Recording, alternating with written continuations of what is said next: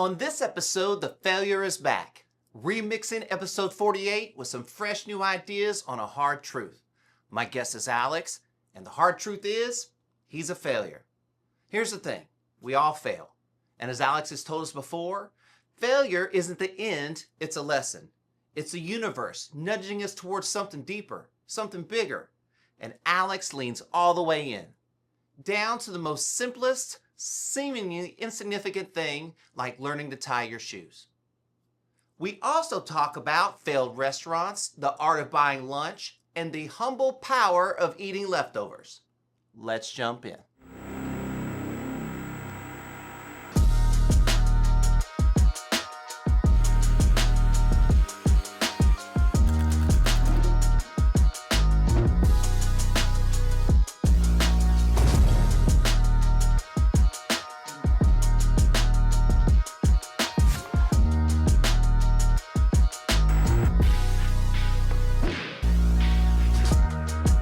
And that's a different one right there. That's another one. That's whoever that is. But she's got all of them. Oh, I thought you, for a second, I thought you meant your daughter, whichever daughter that is. Like you have 3 daughters? Yeah. Right? Like whatever daughter, like you have so many of them, there's so many pictures. Like I don't know what picture of what daughter that is.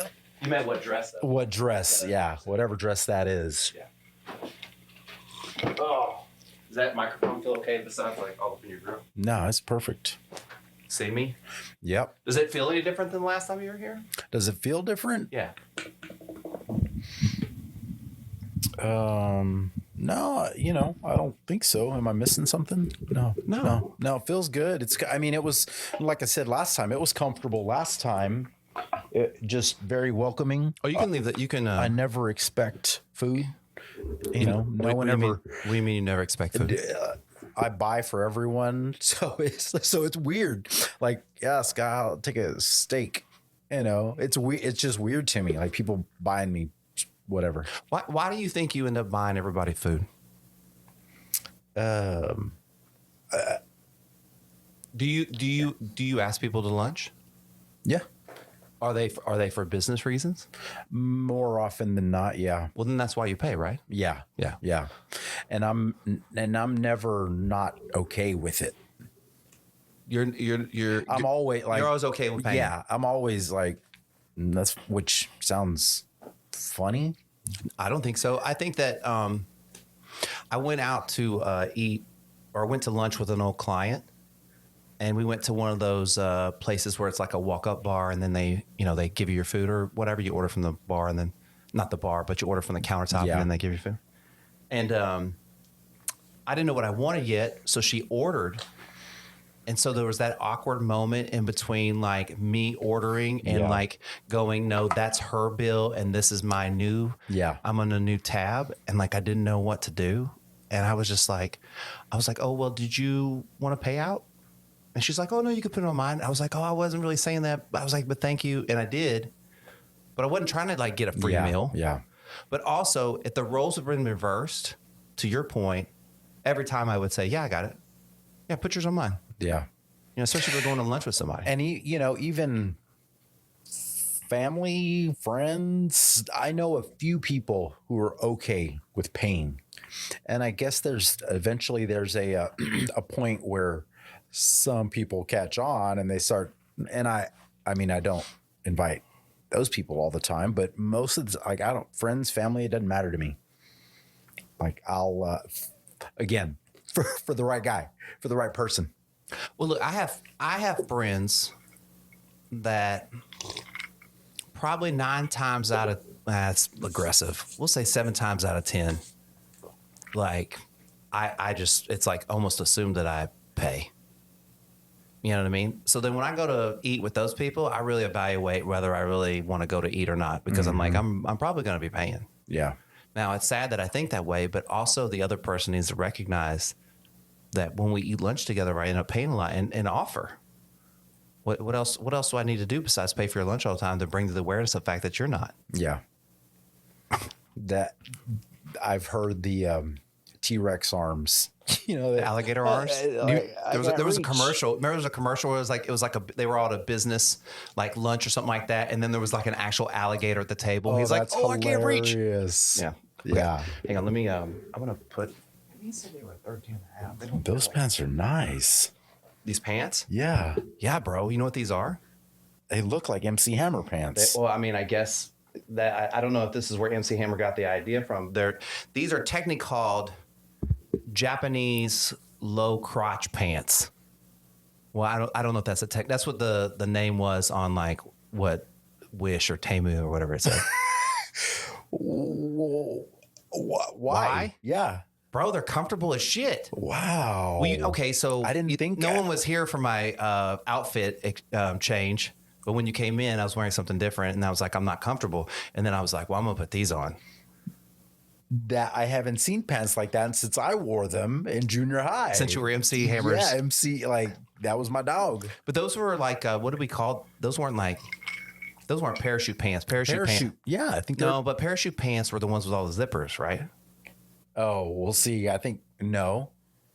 I thought those were parachute pants. They were just big because I didn't have zippers. Maybe they were used synonymously because I didn't know the lingo. Do you think that? Do you think that MC Hammer had a small penis or a large penis that he was trying to hide?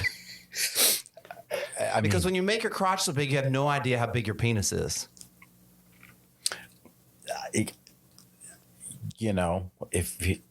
Stereotypically, I would think it. So if he was trying to cover it up, maybe it was abnormally small for his, success. He accidentally brought a lot of attention to his crotch, though. Did he? I don't know. Like, I mean, whenever I see those pants, I look directly. I mean, I look at where the crotch is on the pants. I look at the crotch is down low. Yeah. I look at where maybe he had incredibly long balls. But I don't know if the creative. I'm not all that creative. I would imagine no, I'm going to do something different. Oh, that's crazy. Maybe it had nothing to do with his penis. Maybe it's just I'm going to try something different. I'm different than everybody else. That's different. And had nothing to do with drawing attention. How do you label yourself as a non-creative? What do you mean? I think you're a very creative person. How do you define creativity? It's a good question because I've thought about that. I don't know. I don't think about it a lot, but I feel like I've followed the rules for a very long time. And I still, for the most part, follow the rules. Like, I want to be a good Christian. I want to be a good husband. Like, right here. That's where I am. I don't know if that has put me into the straight line category, but sometimes, like, I'll see just for my job, for instance, I'll see promotions or I'll see ways to get attendance, draw ideas, like bring people together. Like, that's ingenious. It's so simple. And it's that far from where I currently am, but still I didn't come up with it. So I think there's definitely more creative people than me. Just like McDonald's drive-through, they stole the idea from banking drive-through. We can do that. And I think it's just a matter of being more observant. But for the things that I do every single day, I think there is a lot of opportunity to become more creative and just dwell on a concept and think about it, to have big, bold ideas, which sometimes I feel like I need, or all of us feel like we need. Are you familiar with Rick Rubin? The name sounds familiar. He's a music producer. He produced like the Beastie Boys and Red Hot Chili Peppers. It doesn't matter. He wrote a book called The Creative Act. Okay. And essentially the book is about the act of being creative. Ding. Nice. But something he said and something I kind of already subscribed to was that, like, every person has the ability to be creative in whatever they do. And so the creativity I see from you, just like, using social media, is that whenever you're doing something for farmers and stuff like that, you're always doing these really cool, interesting posts or posing interesting questions. And I feel like that's super creative. Well, thank you. I have been told that's what makes you good, Alex. Not the creativity, but thinking I have more to go. people have told me I'm good at what I do. And I am constantly asking questions from people who I believe have gotten further than I have. And success leaves clues. If someone else can do it, I can do it. And I've been told multiple times, just dumb blank stares. That's why you're good. Like, no, I got a whole lot more to learn. Is it possible that the space between what you do as what you'd say a creative person and where you want to be, that learning process, and there is a progression, but you're always chasing more progression because you want to be better, Right? So because I feel like it's a very similar experience, like for me, in that sense, right? I feel myself as a creative person, but I see other people. I'm like, dang, that was cool. I was trying to explain this. This is stupid. I was trying to explain something the other day. I saw this girl on TikTok, and her TikTok is Lady in the Bathroom, I think is what it's called. And all she does is lip sync songs like everybody else does on TikTok. But she has this very unique way of doing it where she has all these kind of cut clips, and she'll do the background noises, and then she'll do dances when it's like just, and she cuts them all together. And it's like she's doing all these different characters. And I was like, wow, that's really cool. You know what I mean? Yeah. Now, is she changing the world with these videos? No. But here was somebody that took lip syncing, which is what everyone does on TikTok, and go like, I'm going to make it my own sound out. Like I'm going to make my own creative thing. And all it took her was, learning how to use CapCut or whatever. And I'm like, I want to do videos like that. You know what I mean? And it inspires me. Yeah. But I think a lot of it comes to having not a seemingly insignificant idea or a seemingly insignificant thing that A purpose? you get. No, not even that. Insignificant. Oh, insignificant. I'm sorry. Insignificant thing or insignificant idea, and just being silly and accidentally cutting a clip. Oh, forget it. I'm just leaving it on there, and it getting more likes. Oh, hey, let me try that again. And then that becomes the thing. All the changes in business models, all the changes. It's like, damn, I didn't know I was supposed to be over here. I was going over here. And oftentimes, I don't believe it's completely intentional. I believe, dude, that was an accident. I didn't realize I was supposed to be doing this.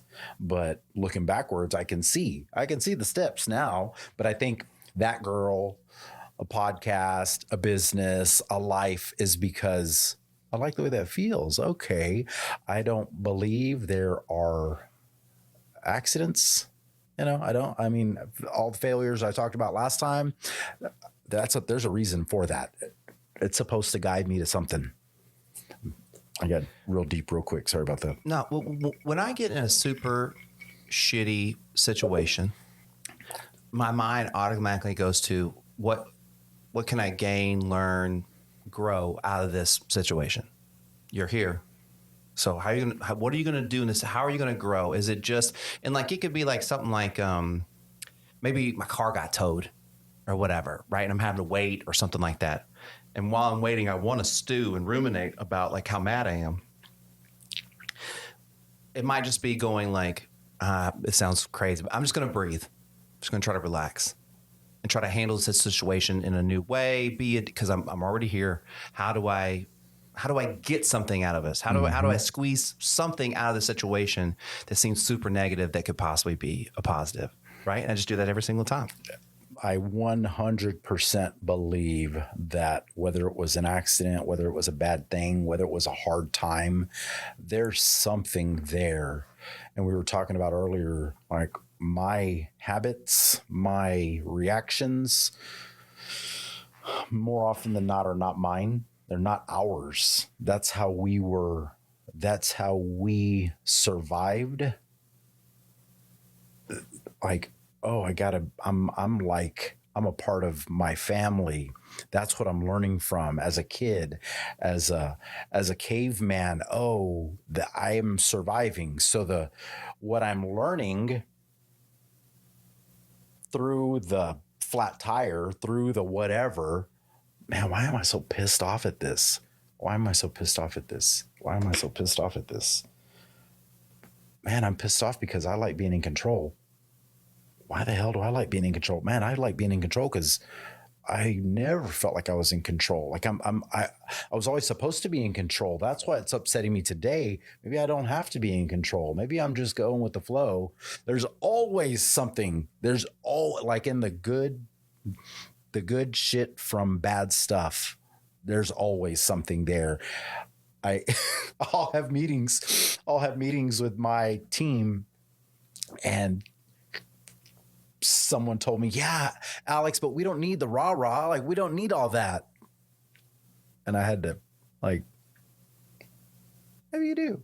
Maybe you do. Maybe you do need a different perspective than what normally happens. Because I think everyone ruminates. We all, like, what the pickles? I love pickles. So when people get pissed off at pickles, the flat tire, I had a flat tire. I had to change my tire on Monday, and my coffee maker broke. I thought you were going to say you ran out of pickles. No. Okay. Broken coffee maker, coffee pot, and flat tire on a Monday morning after I had just gotten back from a long business trip. Kind of tired still. I could have ruined my day. Man, I had a blast. I had money to buy a tire, and I had money and Amazon to push a button, and like I got a coffee pot the next day. There's always something. There's more to. We don't have to get angry. What can I learn from that? Have you always thought that way? No, I don't think I have not always thought that way. I think I was I think I've been a nice guy, but stuff definitely brought me down a lot in my past. And, you know, like you and I have spoken about, it's just when you hit a low and you realize, man, it's not actually that bad after you get through the struggle, because it's always bad, but you got to get through the struggle. You got to live with it. You have to. Where'd you learn to do that though? Where'd you learn to be aware of the situation and then basically, work your way through it instead of, you don't know? That's a seemingly insignificant thing. Just like creativity, man, I'm gonna son of a gun. I accidentally posted the wrong video. That was a wrong cut. Son of a gun. I can't believe I failed at this restaurant business. I can't believe I broke up with my girlfriend. Oh my God. And then a day goes by, and then another day goes by, and then the sun is still shining outside. Like, what the hell are these people thinking? Don't they know what's going on right now? Nobody cares. Nobody cares. Like, man, well,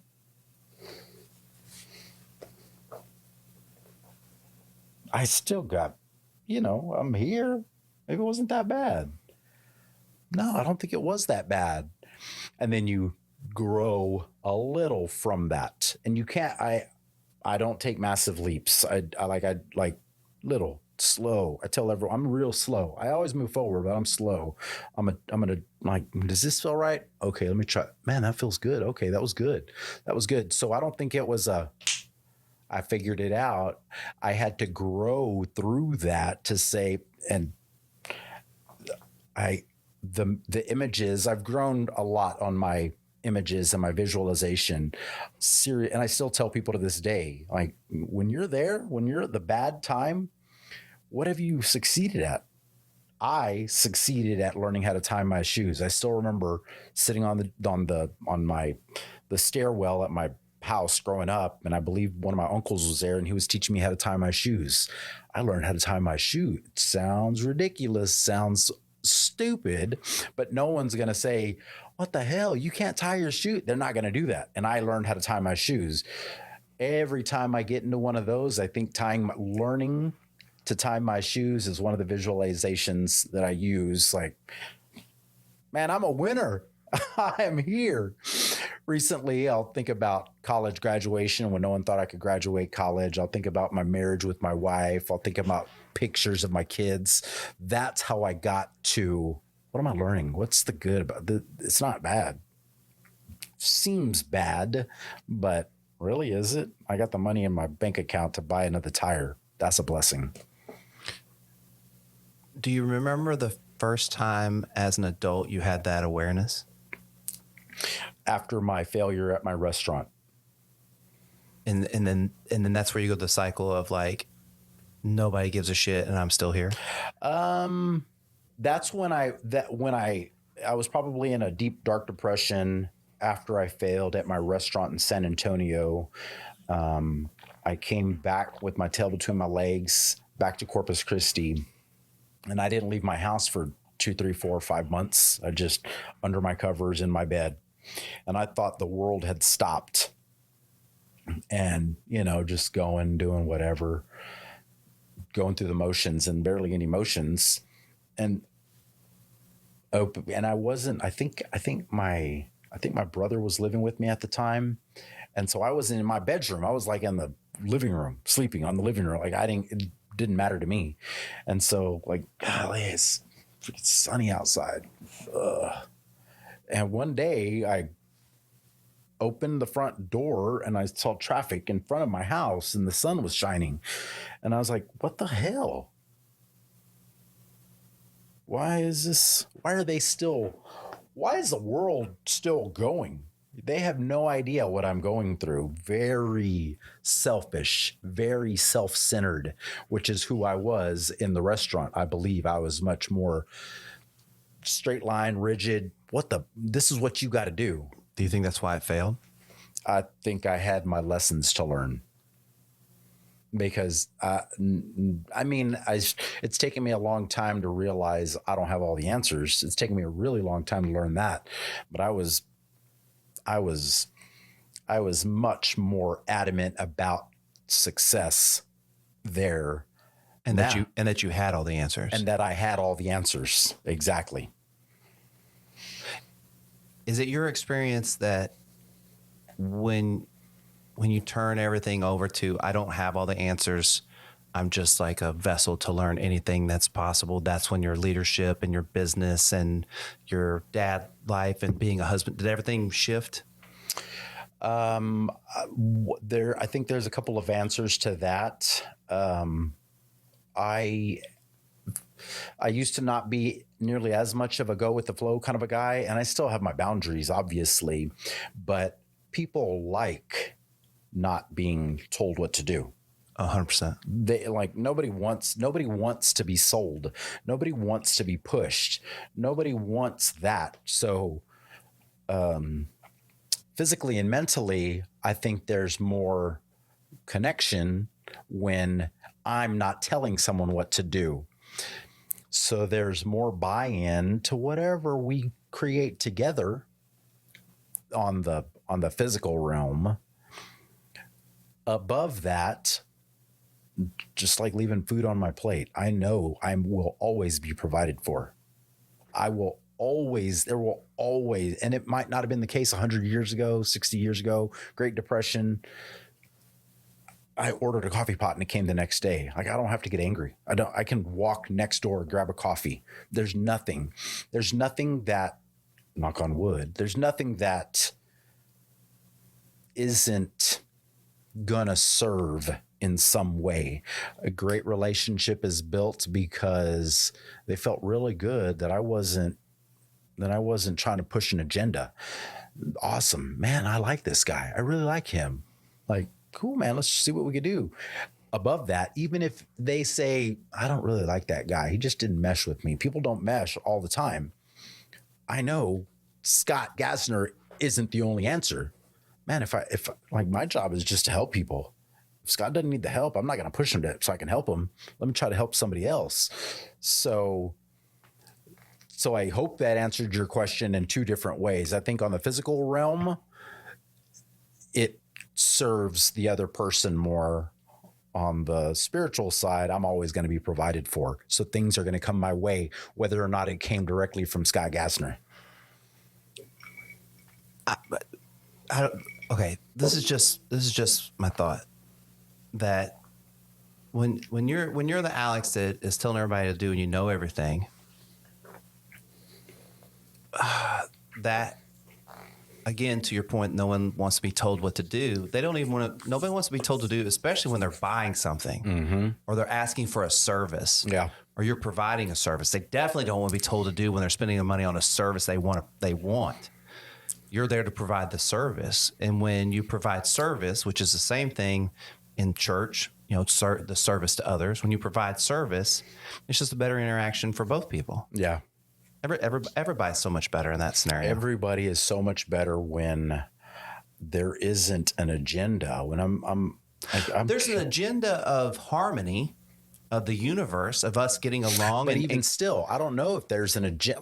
I don't know if there's an agenda for me and you. Well, no. I mean, any interaction, I want to have a really good time. I want to have a really good time, and I'm going to talk about me. I'm going to answer some questions. But at the end of the day, Scott doesn't have to like me. The people that I talk to, work with, lead don't have to like me. That isn't my answer. They are not my answer. In my agency, when I sold insurance, my staff would get so frustrated. Oh, I worked so hard on this. I wanted to help them. I wanted to close a deal. Did you do everything you could? Were you honest? Did you give them the options? Like, yes. And I called them and I worked with them. It's like, okay, I promise you something is about to fall in your lap. And you have no idea where it comes from. It might be someone you talked to a month ago, might be someone you talked to 6 months ago, might be someone who saw a post online that you don't even know, but I promise you it's going to come from somewhere. Man, I've never thought of this before, but like, whenever you're living your life, we'll word this two ways, like via the universe or via God, however you want to.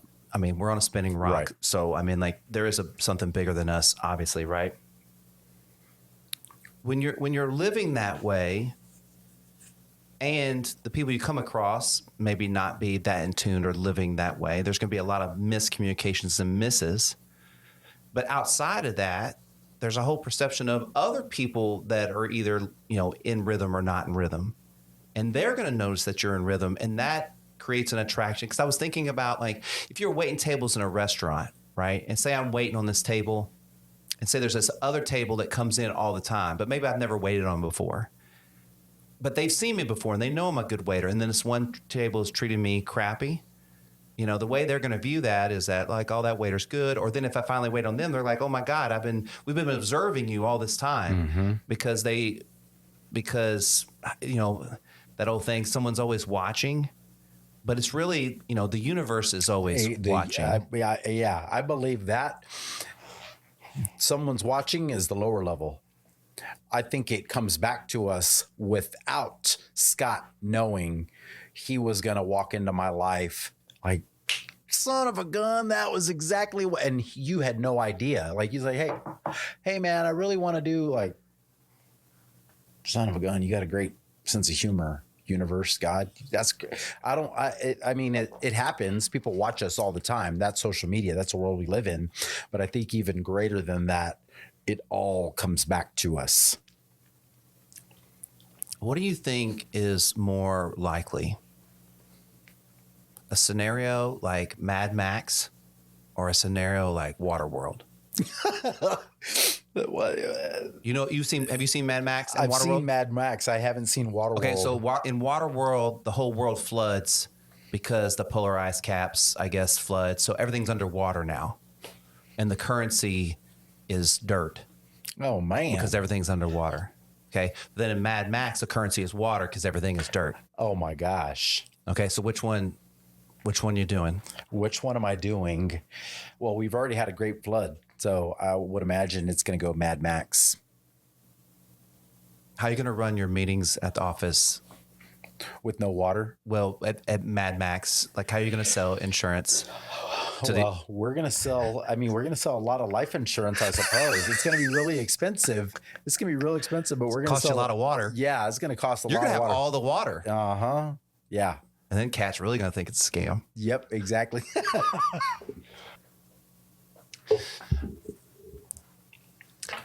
I think that, this is just me. The big thing I try to teach my daughter is just to be respectful to other people. You know what I mean? And I think you can set super firm boundaries. I think you can be assertive. I think you can be aggressive and still be respectful in a way of like this, like to give it like a sports analogy is like, you might not like what Kobe Bryant did or said or what Michael Jordan did or said, but you respected him. Mm-hmm. So what does that mean? You know what I mean? That even though they were very strong-minded, determined people, Tom Brady, you hear all these great players, you always hear the same stories, you know what I mean? And I think that, a female example would be maybe like Serena Williams. Yeah. Or, I don't know. But you get the idea. Yeah, no, right? I like that because my 3-year-old is, no, Daddy, the sun or the sky is white. No, I promise you, it's blue. It is white. My daughter does that. She'll do stuff like that. And I'll go, okay, well, show me, figure it out, or you'll see. I was like, I'm not going to argue with about it anymore. Yeah. Like keep the enthusiasm, keep that assertiveness. How do I keep the assertiveness and the respect and that's. Well, this, you know what? I've never thought of this before, but maybe it's like this. You should encourage it. Mm-hmm. Right. And then either a combination of you, somebody else, or the world is going to set that shit straight. Yeah. And then when she comes back to you and she's like, hey, how come this ain't working? You could be like, well, exactly. It's a very important trait, but it's not going to work every time. Yeah. But you need it. You got to have some flexibility with that trait. You know what I mean? Like, I was talking to a friend and he was talking about a situation in which he felt like he goes, I'm taking advantage of this person given my position. I feel like it could be perceived that I'm taking advantage of this person because of my position. And I basically told him, like, the success that you have is not somebody else's, it's just the success that you have, right? The opportunities and what you do that you create for yourself and other people determines whether you're being abusive in that scenario or not. Right. And so just make sure that, when you're wanting something or needing something in that relationship, that you're also trying to give the other person what they want and need and coming to a close as a compromise you can. And be flexible in your for what you absolutely need. Yeah. And your absolute list should be very short. Yeah? Yeah. No, I agree with that. I think raising kids, we have a position of authority. Leaders have a position of authority, but that's not what it's about. It's about showing love, guidance, leadership, caring, concern. How can we build something? My daughters, I want you to be great human beings. I'm not going to be an ass. I might spank you if the situation calls for it. I might reprimand an employee or somebody I work with if the situation calls for it. But for the most part, we're here working together. I want the best for you. Yeah. The absolutes have to be short. I don't know if this is good or not. And I'll give credit to my friend Brian and Billy. They live in Friendswood. I don't know if it's her or him, but one of them said, maybe it was Brian.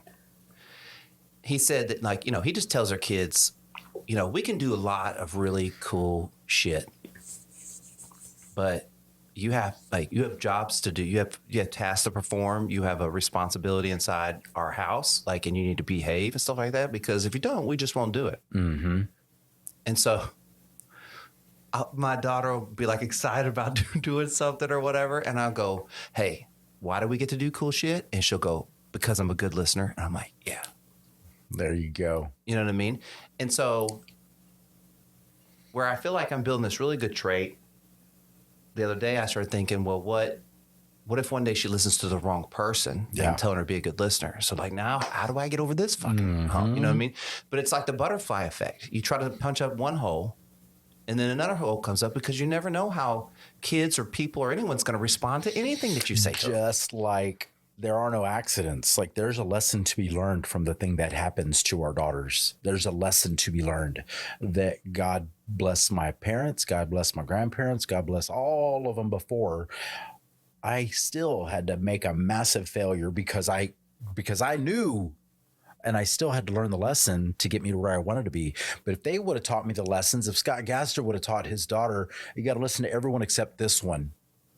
That's not the way the world works. We have to try our best. It's out of my control. We try our best, and hopefully they will take the lessons and it doesn't have to hit them, because it gets harder and harder. The lessons get harder to learn. I think the universe, hey, not like that, stupid. Hey, not like that. And shoves me off my rocker. I told you, not like that. Gotcha. Okay. Do you think without the failed restaurant, you are as good of a father that you are right now? That makes sense? Mm-hmm. That makes sense. I didn't know if I worded it well enough. I think I think our failures definitely make us who we are. Our successes are great, but maybe I think it's all, I feel like I treat my business and my family pretty similarly. Like it's my baby. They're my babies. I want to take care of my wife. I want to take care of my daughters. I want to take care of my business. I want to take care of my employees, agency owners. So I think with that realization that I treat them similarly, I think so. I think I needed to learn the lesson of wanting it so badly. I was doing whatever I had to get it done at all costs. Now I realize, man, all I get, I just have to be my best version of myself. I've got to give you love. I'm not going to tell you what to do. I'm not going to tell you, hey, you're going to be an attorney. You're going to be an engineer, and we're going to practice every single day. We're going to read this every single day. No, I'm going to give them hugs and kisses. I'm going to take my staff out to lunch. I'm going to be buying whatever that is. I'm going to give them love. And that, I think that, like we said, like that is more important than the technical. Like the relationship oftentimes is more than the technical learning that you did for the test. I got to know what to do on the test. I got to know, like, hey, If you're learning how to do something, it's one thing to know the information for the test. It's another thing doing it after you take the test. Like being a good learner. How did my daddy? And it's not even as black and white. Our kids aren't going to say, how did my daddy do that? They're probably not all. It's just a learned behavior. It's like you said before we started, when we were eating, you said, we were talking about how our responses are basically learned responses from our parents a lot of times. Or our responses are the learned responses from whoever gave us guidance in those crucial years. Mm-hmm.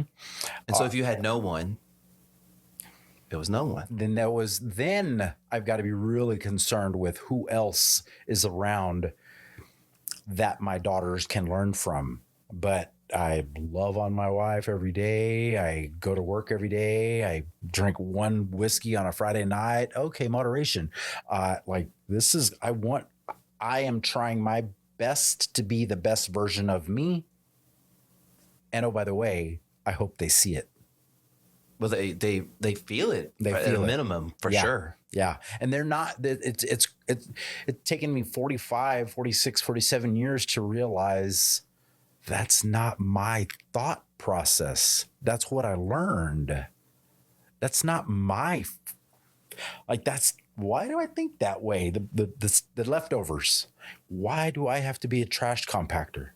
Why do I have to be the garbage disposal? Why do I have to eat my daughter's leftovers? I can push a button and get pizza if I wanted to. I don't have to eat everything on my plate because I know there's going to be more. I know we learned don't waste money. I know we learned don't waste food. There's starving children. I know that's what we learned. Deep habit patterns. That's what they learned. Great Depression children. That's what their parents learned.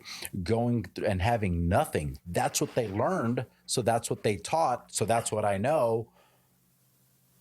Man, maybe that's what. Wow, that's crazy. I feel really good about. I'm sorry, I'm going to anger everyone. I feel really good about throwing food away now. It doesn't come from I have enough. It comes from I know I will be provided. I know there's going to be more. And we're not talking about you're throwing away like whole T-bone steaks and stuff. You're throwing away scraps and I'm throwing away, like, I don't have to eat the whole steak. Yeah. I don't have to eat. I definitely don't need 2 plates. Nobody in America needs 2 plates. And I would eat 2 plates. And if my daughters didn't finish, like, you ain't throwing that away. And I'm finished theirs too. I was a big boy. And I mean, I still got a ways to go, but that bleeds into everything. That bleeds into money. That bleeds into finances. That bleeds into love. That bleeds into relationship. I'm never going to have it. It's not going to come to me. I don't have enough. That bleeds into all of our belief systems that there's not enough. God forbid, one of my daughters falls in love with a guy who's a jerk. What if he's the only one? What if there is no more coming after that? I firmly believe there's not enough is a mentality that a lot of us have, for good, bad, for whatever. I believe, like, man, what if that's it? What if there is no more? Man, there's more fish in the sea. There's more food. Freaking HEB. I eat my daughter's food for 2 reasons. Well, I don't do the first one so much anymore, which is like I would do what you do, which is like I don't want to waste food. So I'm going to eat her leftovers. Yep. But I would also eat it because, like, for the most part, I eat like pretty like clean and like healthy and stuff. And she would have like, it'd be like 2/3 of like a pizza. And I'd be like, damn, I want some pizza. I know. And I was just like, I'm just going to eat. So I'm just eating 2/3 of a pizza, right? Like I had a really good meal and then 2/3 of a pizza. Yep. You know what I mean? And so it was double. It was double. I don't know if the food line, and maybe the food line used to be ingrained in you as a heavier set kid, but you broke that habit. I think I'm still working on breaking the habit for myself to where I have to intentionally think, I'm not hungry. I don't need anymore. So I'm in the process now of the habit you broke, 20 years ago. How? Okay. You were a heavyset child, correct? Mm-hmm. What would you contribute that to? You don't leave food on the plate. So this concept of don't leave food on the plate, right? Yeah. My mom, she would make food, and she would fight for the chicken wing. Nobody likes the chicken wing. You have a whole chicken. Nobody likes the chicken wing. No, you better save the wings for me. She's never said it. I think there wasn't anything else. All the older siblings got the bigger pieces. Dad got the biggest piece. Big piece of chicken. There wasn't any more. It was only the chicken wing. And you better finish all of it because we don't know when we're going to get fed again. So, one, I was kind of lazy.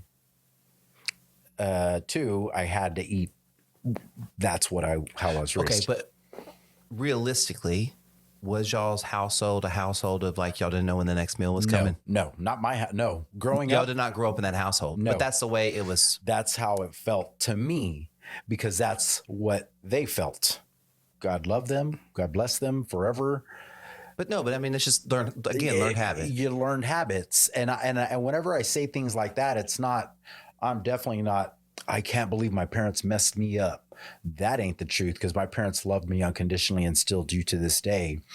I think it's each of our responsibilities to learn where our dark parts are because all of us have dark parts. I've had this thought before that like my woes and sorrows and the things that messed me up as a kid and through adulthood, they don't compare to other people that have had drug issues and, been addicted to drugs and things like that, but we all have our own journey. We're all doing the thing. And I think we discount experiences are experiences. And unfortunately we make them ones have more weight than others in the verse, like an idea like a sin is a sin, or but mentally, I mean, we're having the same responses. Yeah.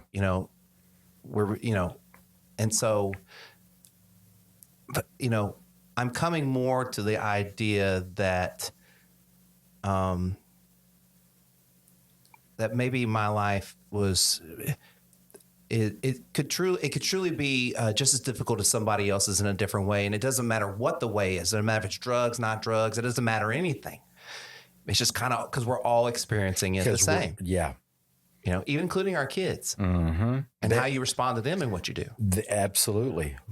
We're each of us, we had plenty growing up. I can't compare myself to a baby born with crack in their. I can't compare that. We all we some of us have a larger cross to bear than others, but each of us have to. Why? What's the reason? What do I want? What are we talking? We were talking about working out. Like there has to be an end goal. Like what do I want? Is my end goal, dude? I gotta lose 10 pounds.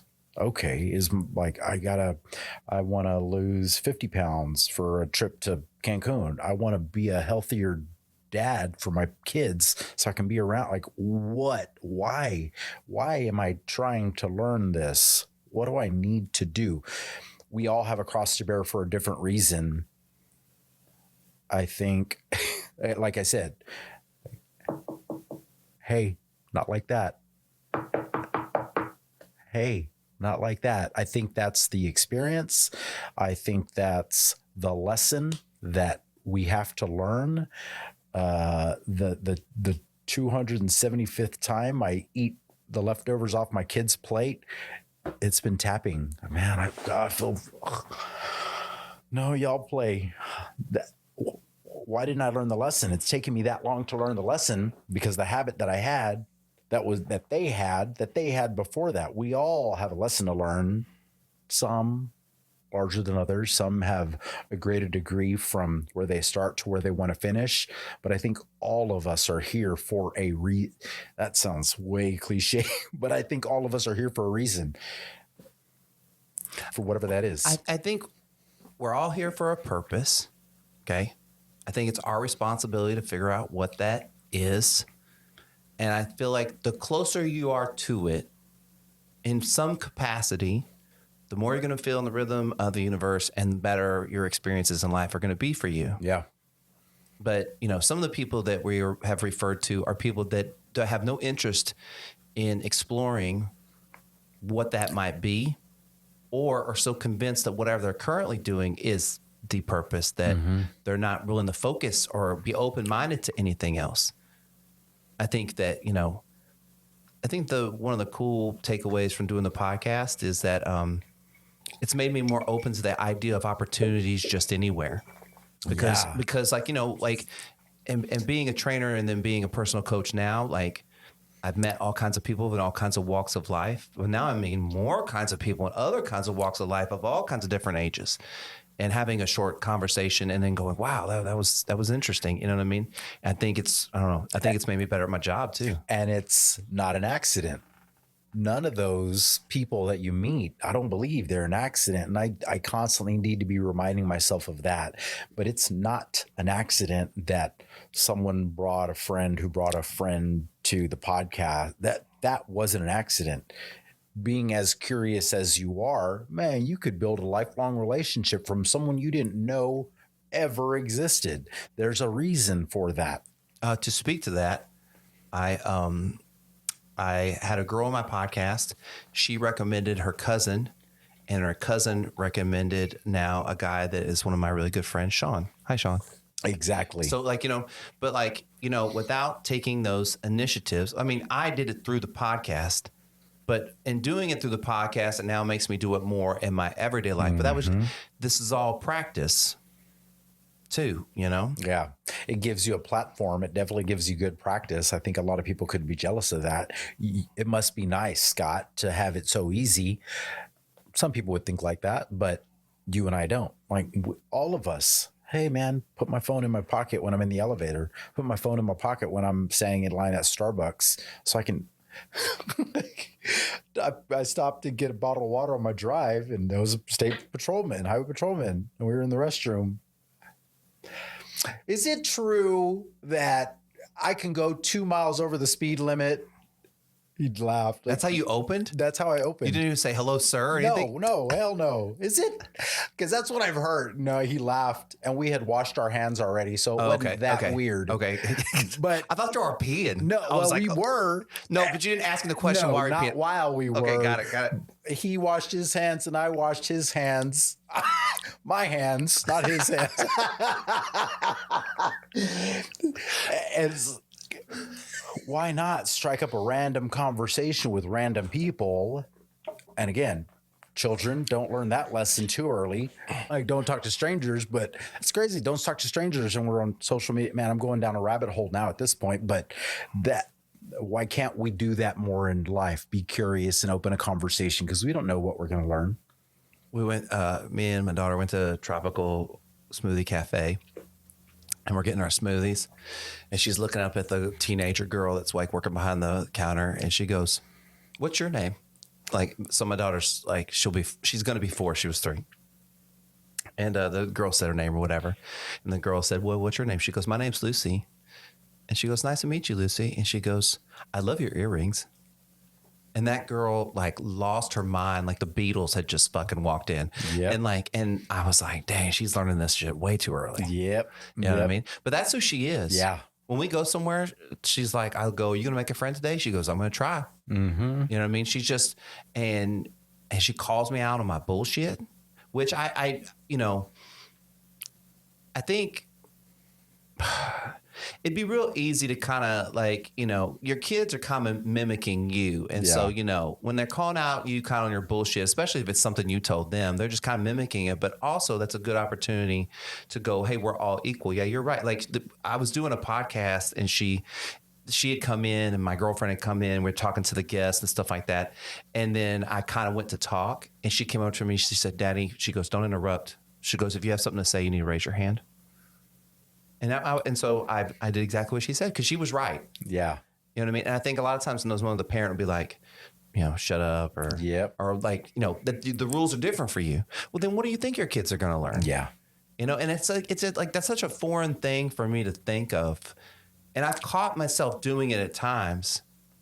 I think we all do it. I mean, we're like adults. We're like, yeah, we're running shit. So, but like, oh man, this was the best. The other day, she asked my girlfriend asked my daughter to do something and didn't say please, and my daughter said, "Can you say please, mommy?" and my girlfriend said please, and she goes, "Okay," and she goes, "You're welcome." And then my girlfriend didn't say thank you. She said, "Say thank you, mommy." I was like, God damn, you know what I mean? Oh, sorry, but like, like when she does that, I try to encourage my girlfriend, and because that's how you treat people. Yeah. Why would we be any different in those scenarios? Yep. Now, when it's time to go to bed, I'm like, well, you have school tomorrow. You have your job. You have your responsibilities tomorrow. I have mine. I'm going to go to bed. You're going to go to bed. You know what I mean? And so there's a little bit more resistance, and it's a little bit, I'm more like, hey, you're going to bed. Yeah. There comes a point where like, but yeah, on the other stuff that doesn't matter. Yeah. Why are we, to your point, why are we being such sticklers? Why are there such rules? It doesn't, grand scheme of things, it doesn't matter. I know. I mean, we try to do our best. I'm a little less my best when I don't get my sleep, but I think we try to do our best, because they're going to learn one way or another. They're going to learn from someone one way or another. hopefully I'm a strong enough influence. You're a strong enough influence. Hopefully we're strong enough positive influences on their life to where they feel like Scott. Like, no, man, I'm going to be good to people. They feel like daddy. Man, I'm going to smile at everybody. I'm going to strike up conversation with everyone. I'm going to make friends everywhere. My 3-year-old, was that my best friend? I think so, princess. I think so. Yeah. I also try to answer all of her questions as real as possible without telling her things she doesn't need to know. And hoping that she doesn't ask any follow-up questions. Yeah. You know what I mean? Because I think that's important too. You know what I mean? Because I don't think parents kind of, I don't want to say lie to their kids. I don't think they avoid that stuff on purpose. They think, oh, well, if they're just too young to know, but they're already asking you about it. So if you're not answering there, or they don't feel like that they can ask you, like I also think I'm building for the future, the questions that are going to come along in the future.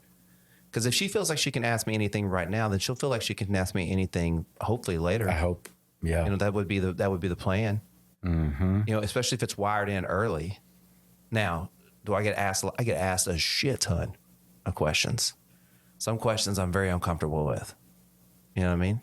But like, it's also, I'm building a relationship. Yeah. That's part of the relationship. You know what I'm saying? It's important. I don't know if we were talking about this when we were recording, but like, what were we talking about? I'm asking you. We were saying that like, when I go out to the world, every interaction is about the other person. When it's about me, it's when I'm by myself. Mm-hmm. Oh, yeah. I think it was before. Yeah. And so, you know, there might be the thought process of like, well, why are you catering to everybody else? But that's not what I'm doing. Yeah. I'm not catering. I'm going, okay, I'm doing everything to be the best version of me. So I walk out in the world. Not only do I have a good experience, but other people are going to have a good experience. And then I go, how good of experience can we have today? Yeah. Right. And how good of experience can I have with other people? And how, if I come across a bad experience, how quickly can I have an impact on it to maybe shift it in the sense of like, you know, we'll say that like you're in line somewhere and the person in front of you is trying to buy like cigarettes and they don't have any money. And you just go like, I'll get them, dog. Don't worry about it. Like, you know what I mean? Yeah. You know, cigarettes might be a horrible example, but you get the idea. I get those. Get your fix, buddy. Well, I mean, whatever. It's not my judgment of what kind of shit you need. Yeah. You know, but my point is that like I had an opportunity to, in that poor example, to make the world better in that sense or shift something. Yeah. And maybe that's what that takes for that guy to go home and like sounds fucked up and not beat his wife because he didn't get his cigarettes. Yeah. You don't know that, but that is a possible scenario. And it's not up to us. It's not. It's not the control freak that I was. And I'm simple. Like, hey, what do you want to eat? Steak and potato. Well, whiskey's good, whatever. Like, because you're going to have another meal. Because I'm going to have another meal. Because I'm going to have a good experience. Because I'm going to try to do right. I want to do the best job I can for Scott. You know, that's what I want to do.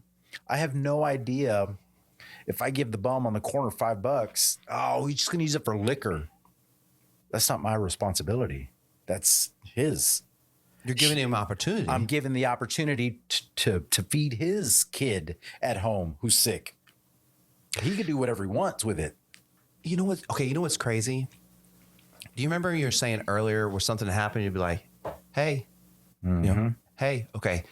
So when you give that bum that $5, right? And he's like, okay, am I going to go to KFC and get some food? Or am I going to go to the liquor store? And he goes to the liquor store. God goes, hey, right? Because of the opportunity you gave him to make a decision, not going, that's not my responsibility after I give away that $5, but doing something to give him an opportunity to make a good decision. Yeah. And that's kind of wild because I've never thought about it in that. But I mean, but that is when you talk about like being like God, like, you know, what would Jesus do? How you treat people kind of shit. That is the act that allows the act to have to act, right? Yes. And it's just I've never thought of it like that. I think it's like you said, it's not my job to judge his fix. Like, it's not my job to teach him the lesson. It's my job to be a good example. And I'll tell my team around me, like, it's not my job. Like, it is my job to be a good example. It is my job to be good support. It is my job to teach a lesson. It is my job to do the very best I can. If someone doesn't want to receive it when I'm giving it, that's not my job. There's no way I can get upset with my students in class if I were a teacher for not getting it. Like, how much time do I have? Or my job is to teach a lesson. What I realize, your job is for them to get it. My job is to teach the lesson. Okay. My job is to teach the lesson. What I see today is whether they learn the lesson, whether they get it that day, the next day, or 6 months down the road. Then my job is to say, wow, that was insightful. Let's see what else. What does that mean? Tell me.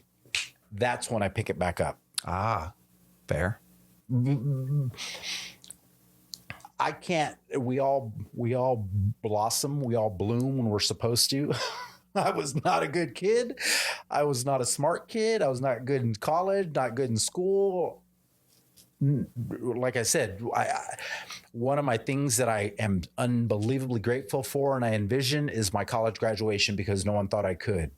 Nobody thought I could be a business owner on my own, a district manager, leading 33 agency owners, building a future for taking my wife on Alaska cruise. No one thought that. I was a late bloomer. I'm not going to fault my teachers, my parent, none of those. I had to bloom and blossom, whatever you want to call it, when I was supposed to. How am I going to get upset with the person I'm teaching a lesson to? That's not my job. You know what? As you're saying that, I was like, you're 100% right, because it's like, you're an example of another good example of the lesson, right? So like, it's a thing of like, I've read so many books, they're all saying the same shit though. Yeah. And I'm like, if there's so many books saying all the same shit, how's nobody getting this, right? Because they haven't come to the place that it's not the teachers. You should be a good translator of communicating information well, but not necessarily somebody receiving it on that day is your responsibility. Exactly. I never thought. You're absolutely right. You're absolutely right. Everyone's going to receive it differently. Yeah, hopefully, the hope would be that everyone does, but that's not realistic. That's not realistic. So at least maybe one does. If one does, or goes in motion, and then they become the example, then another one saw their example from the good act that was started, a book that I read 10 years ago that I didn't connect with until someone at Starbucks smiled at me and said, "Hey man, let me buy your drink." We have no idea the chain of events that happens. That's why it's not black and white, this for that. It's not our world. Unfortunately, our world does play out this for that, black and white. We've got to be great. I have to be greater than that to say, I'm not going to get like, what am I? I don't know the answers. I know the answers are going to come, but I don't know the answers. The world can play out black and white, but you can't live your life that way. Yeah. It can play out however it wants to fucking play out. But it is gray. You are living gray. Yeah. Like that, the closer you are living gray, the better off you're probably going to be. I'm telling you, I'm jealous of your wardrobe and your long flowing hair, all of that stuff. Like, you're not gray and I'm pretty basic but you know. But I think that also I've learned that whatever that analogy is, it's like I also have a responsibility too. Like, because I will draw more attention to myself, the way I dress and stuff like that. And so, you know, when someone comes up and maybe insults me about what I'm wearing. Does that happen? Oh, yeah. Really? I've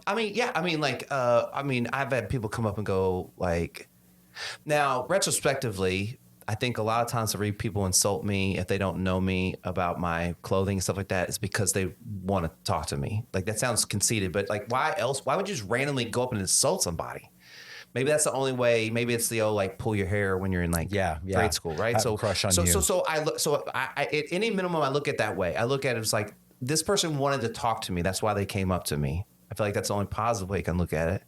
And then if sometimes it'll be, okay, here's a good example. I wear a lot of sunglasses, okay? But all my sunglasses are prescription, so I can see. My eyes are sensitive to light. I like the tint on them. And people, when I wear them at night, will be like, what the fuck? And I'm always like, why do you care? Yeah. You know what I mean? And so instead of aggressively going, why you care, I try to treat it with a beginner's mind or an open mind and go, well, what do you want to know? You know what I mean? That's hard. And even then, sometimes because it's not what that person would do, even when I tell them my reasons for why I do what I do, they disagree with me, and that's fine. Exactly. But like in that moment, it would be real easy for me to then reverse it, like kind of get defensive and get upset. But like, I don't care. Is it okay to say I don't? It's definitely okay to say I don't care. But like, because like it's not hurting you and it's not hurting me. It's not hurting anybody else. So And whatever you say isn't going to change their perspective either way. So where am I supposed to go? Because you don't like the way I dress or you don't like that I have tattoos. I'm just supposed to go and just change it. Yeah.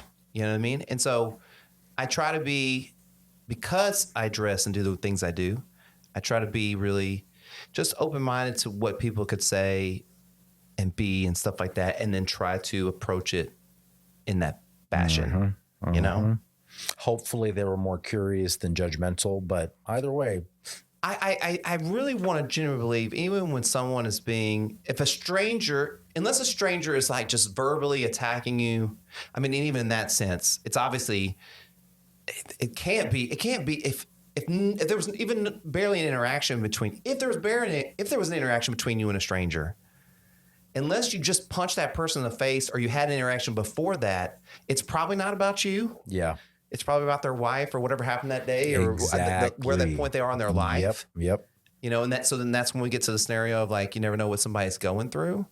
But in that moment, you also have an opportunity to be maybe a softer place for that person to land than normally what they usually get, which is probably what you want to do. Mm-hmm.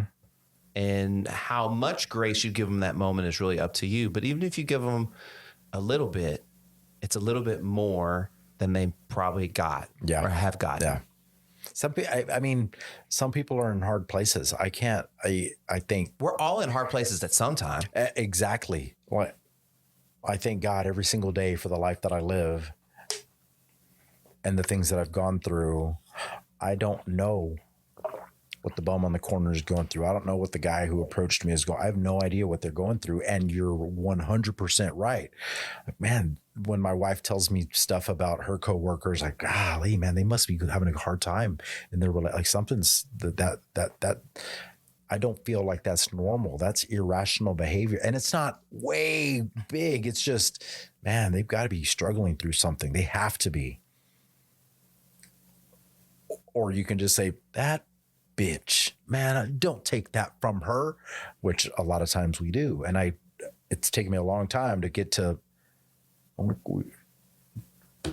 hey, that's what I choose to listen to, because it's taken me a long time to not be judgmental. I asked my wife a couple of months ago, honey, do you think I'm judgmental? Like, we were watching TV after the kids were asleep. Why?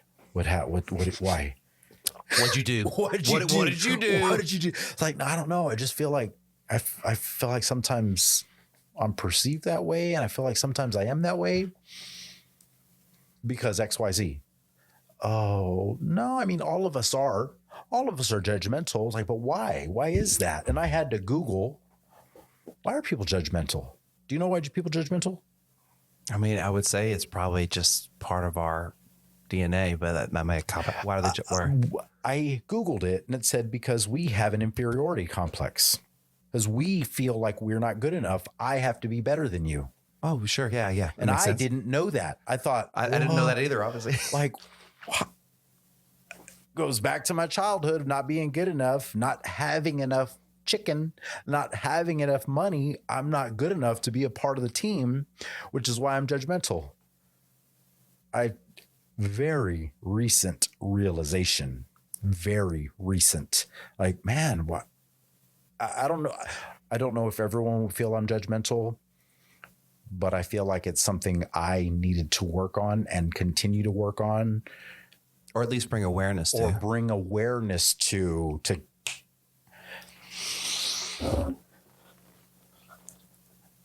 from what the hell are you wearing to dude, I like that because I genuinely like that. Like, that's so interesting. Nice. I like that.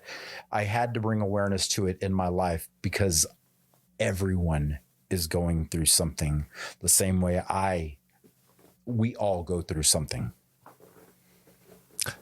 You know, I've never thought of this before, but probably something that I'm probably doing really well with my daughter is that, you know, I don't cast a lot of judgment on her. I kind of just let her do and be as it is, especially if it's like not hurting her or anybody else, and especially at the age of almost 4. Yeah. Right. Like, so, you know, and maybe that'll pay off, you know? In our house, I feel like mom has to make the girls look pretty, or wants to make the girls, and dad going to play around. I don't care what you wear, what you want to wear. And I don't know if that's a male female dynamic, but in our house, like, shoot, yeah, she can wear her Elsa boots and her Elsa dress to church. That's fine. I don't care. I think, you know, I mean, my girlfriend could be fashionable, but I mean, I'm definitely going to give her a run for her money. And I think with my daughter, like, you know, she sees what I wear, and I always encourage her to wear whatever she wears. But I hope at some point we have a relationship where she just maybe wants my opinion or trusts my opinion, or, you know, but like at the end of the day makes her own decision about what she wants to wear. That's the kind of relationship, because I think with her mom, there will be a level of like, look pretty. What does that look like? And what you do. And like, I don't want to be out of that process, but I don't know how much of that is really my responsibility. I should just be part of it. I don't think I should be the whole thing. I think that's something special for her and her mom, just like for your wife and their, you know, their mom, you know? Yeah. This final segment is brought to you by HeyJustBe.com. I believe that achieving balance in the mental, physical, and metaphysical aspects of your purpose through learning, serving, and creating can transform your life into one you truly enjoy living. Want to learn more? Visit www.heyjustbe.com. So how I wrap up this shindig, I mean, the last time you were here, it was a whole different podcast. So I don't know if you're ready. How I wrap up this shindig is I ask people, what do you do to just be the best version of yourself so you can be good for everybody else? And I've asked Alex as a returning guest to do something special for me. So we were talking about on the podcast that, you know, when something goes bad, it's really your ability to shift and change into like a positive mindset that determines how well that goes moving forward. And so I asked Alex to kind of describe the process in which he does that when something goes bad. How does he get himself shifted into that positive mindset? It's taken me a long time to, again, have the awareness of, oh, I'm in a bad place. It's taken me a long time to realize how long that bad place lasts. It's taken me a year. It's taken me, for the restaurant, it's taken me a year. For other things, last year was a very difficult year business-wise. That was a struggle. Last year, 2023, the economy, post-COVID economy, was very difficult for a lot of businesses. I felt that. That was a lot of sleepless nights, a lot of stress. So the stress brings on no sleep. The no sleep brings on more difficult mornings, more difficult days. Difficult days brings on more difficult days. Coming through that this year is much better, but I catch myself, God, I'm so tired, man. I'm in a bad place. So what I've realized, as quickly as I can, whether it's a sleep pattern, pretty easy. How much did I sleep? What did I take a walk? Did I ride my bike? Did I go for a jog? Did I what kind of physical activity, maybe to get me tired, maybe to get my adrenaline pumping? Sleep and a little, I don't work out. I'm not a fanatic, but I like my bike and I like walking. So can I get out and sweat if it's gone on longer than a day or two? That's what I do to help me. But now, again, when I talk about learning how to tie my shoes, I don't think about that one as much for 15 years. For 15 years, I thought about learning how to tie my shoes. I'm a winner. I learned how to do that. Today, I'll think about, and I messaged my wife a couple of weeks ago, I think about the seeing the picture of my wife and I on our Alaska cruise on the balcony. I've never been on a cruise. I've never been to Alaska. That is my moment, like that's everything. My wife and I got married through the church. Finally, this March, I'll think about that. Everything we've gone through, the highs, the lows, I'll think about that. Man, I got a lot to be thankful for. Oh, and graduating college. Those are the three. I got a ton of them, but those are the three that are important to me, that I'll remind myself I have a lot to be thankful for. This may be my responsibility, may not be my responsibility, but I have a lot to be thankful for. My wife and I's trip to Alaska, my wife and I married in the Catholic Church, graduating from college when no one thought I was even attending college. No one thought I could graduate. All of those that I see very clearly in my mind. If I got to take it all the way down to tying my shoes, I'll see my image of me learning how to tie my shoes as a 4-year-old, 5-year-old, whatever. Those are the things that I bring back into focus that instantly get me better. When I know I have plenty to be thankful for, what else is there? There's absolutely nothing else. Nothing. It's not the stuff we go through is bad, but the stuff we've gone through is better. That's what I do to make a shift. I would assume that, all this is done under the umbrella of like gratitude, right? Thankfulness. Oh yeah, yeah. And I don't know if I even say I'm thankful for. I just see it. I feel it. I feel the wind. It maybe it's not something that you say out loud or even say in your mind, but when those moments happen, there's an awareness. You notice it. Yeah. And an awareness of gratitude. Smile on my face, and I'm not like, man, I feel it. That makes me so happy. That makes me feel love in my heart. It's like when one of your kids just says the perfect smart aleck thing or just like says something that's just like super profound that you're just like, wow. Yeah. It's kind of similar feeling. All of those, when my 3-year-old wears her Ariel dress and gets on her bedpost, I want more. And, I'll picture that.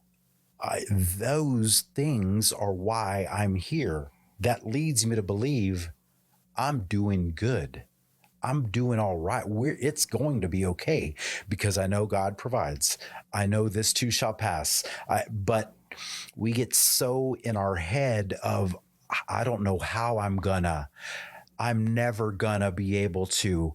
This is we get so stuck in our heads that we forget I'm actually pretty good, really good. Well, when you were talking about these things you tell yourself, I was thinking, these are the stories that Alex tells himself, right? And not in a cheap way, but No. in a way. But we all tell ourselves stories, and some people choose to tell themselves horrible stories, terrible stories about themselves. And that's where they set their mindset to where they start from. Yeah. Right. And so by you reminding yourself of just only good stories and allowing just bad shit to happen and roll off, but just remembering the good stories instead of getting stuck on one of the bad stories or believing bad stories or telling yourself bad stories, every time you go out into the world, you approach it a little bit differently than someone else might, right? Mm-hmm. I think I definitely told myself bad stories for a long time. I think I did too. But we have to learn. Hey, we got to learn. Like, man, I've gone through some crazy stuff. What the hell am I doing? I cannot thank God enough for the life that I live. Even though there's a little cloud above me, man, there's sunshine over there, and I know it's about to pass over. I just got this total image of like, like you're like talking with a friend or whatever, and he says something that's out of the line of a universe, and then like Jesus just like walks out of the fucking thing and just punches him in the face and just like walks back out and just leaves. And it's like, oh, told you the universe is like not gonna. That's karma, man. Yeah. Like it all comes back to us. It's gonna be so bad. It's going to be bad. Well, just like you said, all the books say it. Why aren't more of us learning it? All of us learn it when we're supposed to. If you think you can or you think you can't, you're right. That's 100% true. It all comes back to you. Joel Osteen, like all of them, they're telling the truth. They're telling the truth. We just have to be in a place to realize to connect with it. Like, oh. Well, we don't really look to notice things or search for awareness until like bad shit happens. Mm-hmm. And when that bad shit, the real, like, you're talking about the little small pops, but like, some major thing happens and then you go, why was I not aware of this? And then sometimes that's what changes, or sometimes you go, oh, universe, just fuck it, just fucking me over. I'll just keep on moving forward. You know what I mean? And so then you go through a bunch of them. But I think, I've always wondered why, one event can have such a major impact on an individual, and it's because, I guess, of that. Yeah, I think that's the reason we go. That's the reason the thing happens to us. The restaurant failure, the Hurricane Harvey, the bad breakup. That's the reason. All of us have a lesson to learn. Some of us take more nudges, but I think we're supposed to go through bad things. It's not failure.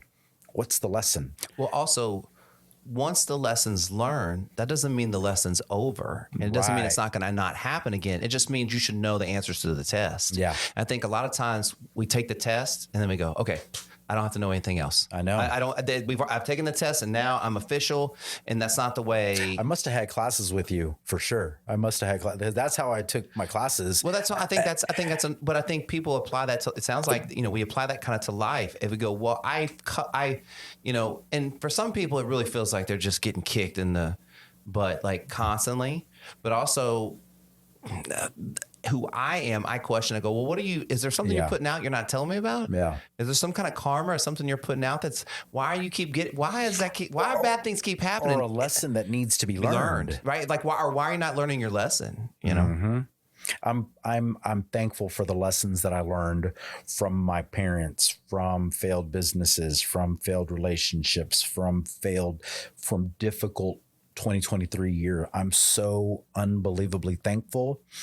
I know of people like, oh man, that's an awesome failure. What's next?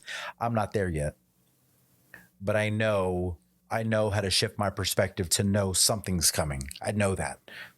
I think for me, I think that what I came to, I think maybe this is what you're saying, is that I know me as an individual. If I get knocked down, I'm always going to try to get back up. There's no doubt in my mind that I'll always try to get back up. So like, I'm not really worried about it then, because I know I'm going to get knocked down.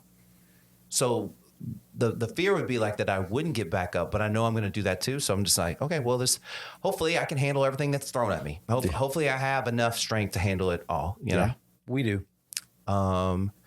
So do you have fun? I had a blast again. Once again, great environment. Very cool. I appreciate it. Want to give me a hug? Yes. There's nothing more I would rather do right now. Thank you so much. Yes. Appreciate you. Thank you. Yep.